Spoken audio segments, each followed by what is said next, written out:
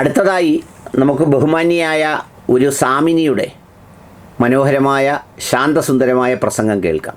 ദേ കേട്ടോളൂ. जो व्यक्ति चाय पीता है, मैं खुले खुले शब्दों में कह रही हूँ, मुझे कोई शर्म नहीं है, किसी भी प्रकार का कोई भय नहीं है और कोई संकोच भी नहीं है कि जो लोग चाय पीते हैं वो गौहत्यारे हैं। उनमें और कसाईयों में बिल्कुल भी अंतर नहीं है। कई लोग कहते हैं माँ तो दुखन लग जावे, अरे दुख जाएगा 2 दिन, थोड़ा खुद पे कंट्रोल रखो। चाय जब नहीं पीते थे तब भी जिंदा थे हमारे पूर्वज, कोई मर गए क्या? और आज भी बहुत सारे लोग चाय नहीं पी रहे हैं, तो क्या हुआ उनके साथ में? वो कोई मर थोड़ी गए हैं, वो भी आपसे ज्यादा दुगुना ही काम कर रहे होंगे मेरे भाई बहनों। इसीलिए 2 दिन सिर दुखे तो दुखे, 2 दिन माथो दुखे तो दुख जावे, और मैं तो कहूँ फट भी जावे तो चिंता करने की जरूरत नहीं। लेकिन आपकी वजह से अगर कहीं गौ हत्या हो रही है तो ऐसा पाप कभी माथे पर नहीं लेना चाहिए। इसलिए चाय का सेवन बिल्कुल नहीं करना चाहिए। चाय छोड़ दीजिए मेरे भाई बहनों, बहुत गंदी वस्तु है। പുതിയൊരു ജീവിയാണ്.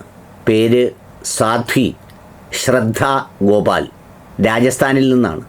രാജസ്ഥാനിലെ ഒരു നല്ല ഉചിതമായ ആശയവിനിമയത്തിന് പ്രചരിപ്പിക്കാൻ കഴിയുന്ന ഒരു പുതിയ ബ്രാൻഡ് ഡെവലപ്പ് ചെയ്ത് വരുന്നതാണ്. ശ്രദ്ധാജി സ്വാധിജി കഹത്താ ഹേ ക്യാ ഹേ ഹോ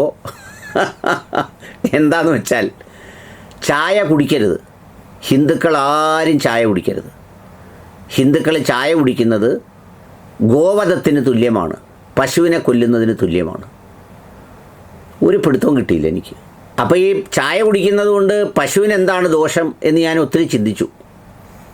ആ സ്പീച്ചൊക്കെ ഞാൻ കുറച്ചുകൂടെയൊക്കെ സെർച്ച് ചെയ്ത് കേട്ടപ്പോൾ ഞാൻ വിചാരിച്ചു, ഇങ്ങനെ പാല് കറന്നെടുക്കുമ്പോൾ അതിൽ നിന്ന് പുറത്തേക്ക് വരുന്ന ജലാംശം പശുവിൻ്റെ ശരീരത്തിൽ നഷ്ടപ്പെടുന്നത് കൊണ്ട് പശു ജലം വാർന്നുപോയി അത് മരണപ്പെട്ടതായിരിക്കും എന്നാണ് കരുതിയത്.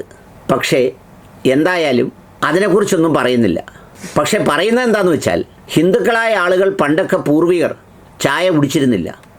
അതുകൊണ്ട് എന്തിന് നമ്മളും ചായ കുടിക്കണം? അങ്ങനെ ചായ കുടിക്കുമ്പോൾ അത് ഗോഹത്യയ്ക്ക് തുല്യമാണ് എന്ന് വെച്ചാൽ, അങ്ങനെ പശുവിൻ പാല് ചായ ഇടുന്നതിനോ പാല് കച്ചവടത്തിനോ ഒന്നും ഉപയോഗിക്കരുത് എന്നാണ് നമ്മുടെ ശ്രദ്ധാ സ്വാധിജി മൊഴിയുന്നത്. നമ്മുടെ നാട്ടിലായാലും വിദേശത്തായാലും അന്യസംസ്ഥാനത്തായാലും എല്ലാം ഒരേ ഇനത്തിൻ്റെ വ്യത്യസ്ത രൂപങ്ങളും ഭാവങ്ങളുമാണല്ലോ ഇതെന്ന് ഓർക്കുമ്പോൾ വല്ലാത്തൊരു കൗതുകമുണ്ട്. ഈ വൈജാത്യങ്ങൾക്കിടയിലെ സമാനത ഒന്ന് ആലോചിച്ച് നോക്കൂ. ഇന്ത്യയുടെ പ്രധാനമന്ത്രി തന്നെ ചായവാല എന്നുള്ള ബ്രാൻഡിലാണ് ഇന്ത്യയിൽ അവതരിപ്പിച്ചതും സാധാരണക്കാരൻ്റെ മുന്നിൽ ചായക്കട നടത്തിയിരുന്ന ഒരാളെന്നുള്ള നിലയിൽ അഭിമാനപൂർവ്വം പറഞ്ഞതുമൊക്കെയാണ്.